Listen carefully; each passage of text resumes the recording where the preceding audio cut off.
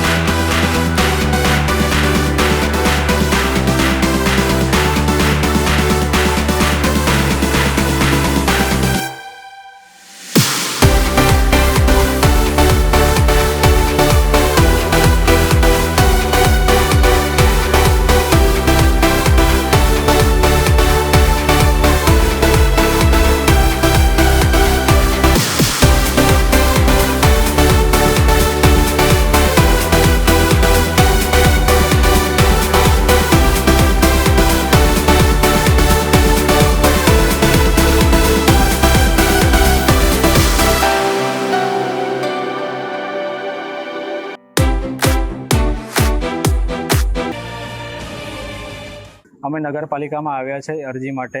મારા નાના છોકરાઓને લઈને આવ્યા છે, પણ આમાં અહીંયા આવતાથી બિલ્ડિંગ આવી જર્જરિત છે, ઉપર જઈએ છે તો પોપડા પડે છે। મારી એ જ રિક્વેસ્ટ છે કે આનું જલ્દી નિરાકરણ લાવે અને એનું સમારકામ વહેલા તરીકે અંદર આવે તો એવું બીક લાગે છે કે ઉપર અમારા માથા પર પડી ના જાય, તો અમારી રિક્વેસ્ટ છે કે એને ફટાફટ સારી રીતે જર્જરિત કામ કરાવી દે। મામલો માત્ર સામાન્ય નાગરિકોની ચિંતાનો નથી। પાલિકાના વિપક્ષ નેતા શમસાદ અલી સૈયદે પણ સત્તાધીશો પર આકરા પ્રહારો કર્યા છે।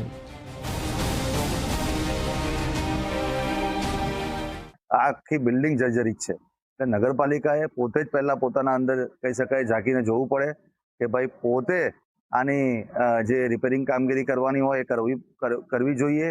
કેમ કે નગરપાલિકાના અમે ચૂંટાયેલા સભ્યો આની બાજુમાં જ આવેલું સભાખંડના અંદર બેસીને મિટિંગો કરતા હોઈએ છીએ, એટલે તમે વિચારી શકો છો કે નગરપાલિકાના કર્મચારીઓ હોય કે નગરપાલિકાના ચૂંટાયેલા પ્રતિનિધિ હોય એ પોતાના જીવના જોખમે અહીંયા આવે છે, પરંતુ નગરપાલિકા કોઈ આના અંદર તસદી લેતું નથી। પોતાની જે ઇમારત જર્જરી છે તેને ઉતારવી જરૂરી છે। બીજી તરફ સમગ્ર મામલે ભરૂચ નગરપાલિકાના ચીફ ઓફિસર હરીશ અગ્રવાલે બચાવ કરવાનો પ્રયાસ કર્યો।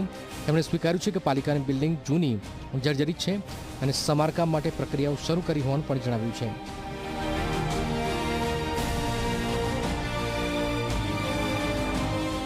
નગરપાલિકાની બિલ્ડિંગ સાચી વાત છે, જૂની છે। સરકારશ્રીની નગર સેવા સદન યોજના હેઠળ અવગની નગરપાલિકાને લગભગ 6 કરોડ રૂપિયાની ગ્રાન્ટ આપવાની યોજના છે।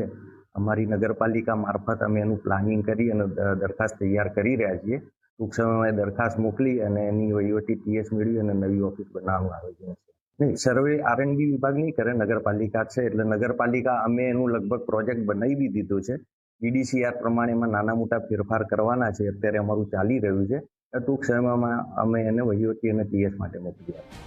સવાલ હવે એ છે કે ચોમાસા પહેલા જોખમી ઇમારતો સામે કાર્યવાહી કરનાર ભરૂચ પાલિકા પોતાની જોખમી બિલ્ડિંગને લઈને ક્યારે ગંભીર બનશે? કારણ કે જો તંત્રની પોતાની જ કચેરી સુરક્ષિત ન હોય તો પછી સામાન્ય નાગરિકોની સુરક્ષાની ખાતરી કોણ આપશે? વાસુ પરમાર, ઝી મીડિયા, ભરૂચ।